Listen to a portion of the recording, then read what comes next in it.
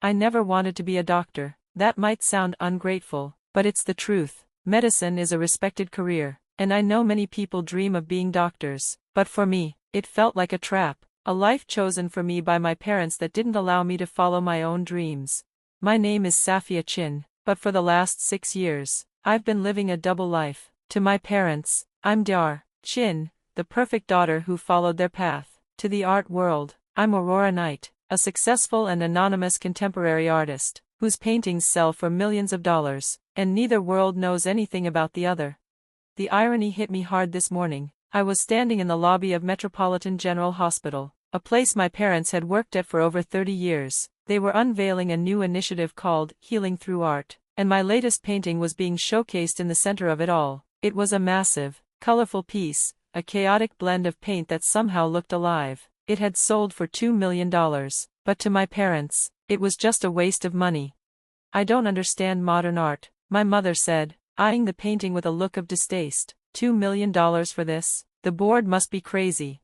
If only she knew that $2 million was going toward funding the hospital's pediatric care program for an entire year. My father joined us, his white coat gleaming in the fluorescent hospital lights. "At least it adds some color to the place," he muttered, clearly unimpressed. "But I'd rather see that money go toward new medical equipment." I held my tongue, remembering the night I painted that piece. I had just finished a grueling 36-hour shift at their hospital. Instead of going to bed, I went straight to my hidden studio and poured all my exhaustion, frustration, and confusion into the canvas. But my story really began 10 years ago, when I was 18 and dreamed of going to art school. Absolutely not. My father had thundered when I showed him my acceptance letter from a prestigious art institute. The letter trembled in my hands, the same hands that had secretly won national art competitions under a different name, the hands that my parents wanted to train for holding scalpels, not paintbrushes. "But Dad, I got a full scholarship," I pleaded. "They said I'm one of the best young artists they've seen in years." My voice was small, almost apologetic. My mother, sitting on the couch, gave me a cold, disappointed look. "Safia, we've already put so much effort into preparing you for medical school. The extra classes, the prep courses for the MCAT. This isn't up for discussion." "I never asked for any of that," I said quietly, the pressure building behind my eyes. "That's enough," my father cut me off, his voice final. "You think art will give you a stable future? Look at your cousin William. He tried to be creative. Now he's 35 and still living with his parents." "But I'm good at it," I whispered, the words barely escaping my lips. My mother stood up, her perfect blouse looking as flawless as always. "You're good at science too. You're at the top of your class in biology. Perfect MCAT scores. That's not an accident, Safia, that's your real talent." I wanted to tell them about the paintings I'd secretly sold online, about the gallery owner who wanted to represent me, about the fire inside me that burned every time I picked up a brush, but I knew it wouldn't matter. In their world, success was only measured by the number of years spent in medical school. The acceptance letter from the art school crumpled in my hand. I had a choice to make: defy my parents and risk losing them, or follow their plan and find another way to pursue my passion. That night, I made a decision that would shape the next decade of my life. I wrote to the Art Institute, declining their offer. I accepted my place at Preston Medical School, the same school my parents had attended, but I also emailed the gallery owner who had reached out to me. I told him I would be working under a pseudonym, Aurora Knight. I told him I needed to remain anonymous, no public appearances, no photos, no interviews, but I promised to keep painting. His reply came almost immediately: "Intriguing. Mystery can be a powerful marketing tool. Send me your next piece, and we'll start." And so began my double life. By day, I threw myself into medical school. I studied human anatomy with the same precision I applied to my art. By night, I worked in a small studio apartment under my secret name, creating paintings that started gaining attention in the art world. The first year was the hardest. Medical school was demanding, and there were nights I thought I would collapse from exhaustion. But somehow, the pressure only fueled my art. My paintings became more intense, more emotional. Critics began to notice. They called my work raw, visceral, almost surgical in its precision. If only they knew. My first big sale came in my second year of medical school. A triptych sold for $180,000. I celebrated quietly in my studio, knowing I couldn't share the news with anyone. That same night, my parents called, proud of my recent exam success. I let them talk, wondering what they'd say if they knew their hardworking medical student daughter had just become one of the hottest new artists in the world. The years passed with the same pattern. I did well in medical school, gaining my parents' approval. Meanwhile, Aurora Knight became a sensation. My paintings sold for millions, and my identity remained a mystery. By the time I graduated from medical school, I had enough money from my art to buy a private island, but I couldn't tell my parents that. Instead, I started my residency at Metropolitan General, where they worked, while continuing to paint in secret. Balancing both lives was exhausting, but something surprising happened. Being a doctor made me a better artist, and being an artist made me a better doctor. My medical training gave me a unique perspective on human anatomy, which influenced my art, and my artistic sensitivity helped me connect with my patients in ways other doctors couldn't. But whenever my parents bragged about their successful doctor-daughter, I couldn't help but think of the millions my art was bringing in under a name they didn't know. Then came this morning. I was standing in the hospital lobby, my parents criticizing the artwork that was worth millions, unaware that their daughter had created it. That same painting was funding the pediatric care program they had fought for years to expand. That's when I realized it was time to reveal the truth. But I never expected the storm that would follow. As I stood in the hallway of the hospital, my phone buzzed. It was Marcus, my gallery owner. 3 missed calls, a text, major problem, we need to talk. I ducked into a quiet room and called him back. What's going on? His voice was tight with anxiety. The Times is running a story on Aurora Knight. Someone's figured out who you are. They're linking your artwork to your medical background. They're running it tonight, right before the Met unveiling. My heart stopped. That's impossible, only you know.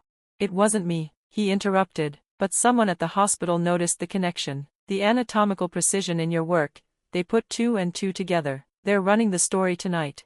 I sank into the chair, my mind racing. 6 years of secrecy were about to collapse because of a scheduling mistake. Can we stop it? I asked, my voice barely above a whisper. Not unless you comment. They're giving us 1 hour. I looked out the window. My parents were down the hall, doing their rounds like they had every day for years. They were so confident, so sure of their world. I had spent 6 years keeping my 2 lives separate, but it had become too difficult, like trying to separate oil and water. Exhausting. It was impossible to ignore the sinking feeling in my chest when my pager buzzed, signaling an emergency in the pediatric ward. I couldn't afford to think about the potential fallout from the story. If it got out, everyone would know. My colleagues, my patients, my parents. The secret I had hidden for so long would be exposed in an instant. My heart raced as I made my way through the hospital's sterile, white corridors, trying to focus on the task at hand. When I arrived in the pediatric ward, the situation was a lot less dramatic than I had feared, an allergic reaction. It was scary, but treatable. The child's mother was visibly shaken, but I kept my calm, administering an epinephrine shot to ease the boy's breathing. As I worked, I couldn't help but notice the stark, sterile walls of the room. Everything about the pediatric ward felt so cold and impersonal, nothing like the vibrant, colorful artwork hanging in the lobby of the hospital. The painting, my painting, was the complete opposite of this place. It felt almost like a reminder of the world I had kept hidden for so long. After a few moments, the little boy started breathing normally again, clutching his stuffed elephant for comfort. His mother touched my arm and thanked me. "Thank you, doctor. He was so scared, but you made him feel safe," she said, her voice trembling with relief. I smiled at her, but my mind kept drifting back to the contrast between my 2 worlds, the world of medicine and the world of art. In that brief moment, I realized something. I was good at this, medicine, not because my parents pushed me into it, but because I was able to bring my whole self to it. The artist I had been forced to suppress was part of me, and now, she was helping me connect with my patients in ways that my colleagues couldn't. As I stepped out of the room, I dialed Marcus' number. "Don't fight the story," I said, my voice firm. "In fact, I'll give them something better. Tell them Aurora Knight will be attending tonight's unveiling in person, for the first time ever." There was a long pause on the other end of the line before Marcus finally spoke. "Are you sure? This changes everything." "Everything's already changing," I replied. "Might as well do it on my terms." I hung up, feeling a sense of resolve wash over me. This was my chance to take control of my story, to stop hiding in the shadows. For the first time, I did something I'd never done before. I requested an emergency evening off. My supervisor was taken aback. I'd never asked for schedule changes before, but he agreed, given my excellent track record. Next, I called my parents' office. My heart raced as I prepared to speak with them. Mom, Dad, I need you to come to the Metropolitan Museum of Art tonight. There's something you need to see. The museum? My mother sounded puzzled. Safia, we have dinner plans with the hospital board, she replied, her tone as businesslike as ever. Please, I cut in, this is important, more important than dinner plans. There was a pause on the other end of the line before my father spoke. His voice was cautious. What time? I felt a glimmer of hope. Maybe they would come, maybe they'd finally see me for who I really was. At home, I opened the closet where I kept my Aurora Knight wardrobe, clothes that expressed a part of me that had been buried for so long. They were far from the practical, professional outfits I wore to work every day. These clothes made statements without words, each piece a reflection of my hidden identity. I chose a hand-painted silk dress, one of my own creations. Each brushstroke told a story, my story. As I dressed, I thought about the painting that would be unveiled tonight. It was different from my others, more personal, more revealing. I had titled it Daughter of Medicine, and it was an honest reflection of my double life. In the center, there was a woman in a white coat, but her shadow on the wall revealed an artist at an easel. Medical instruments turned into paintbrushes, and hospital corridors bloomed with color. The heartbeat monitor, rendered in gold leaf, ran through it all, constant and steady.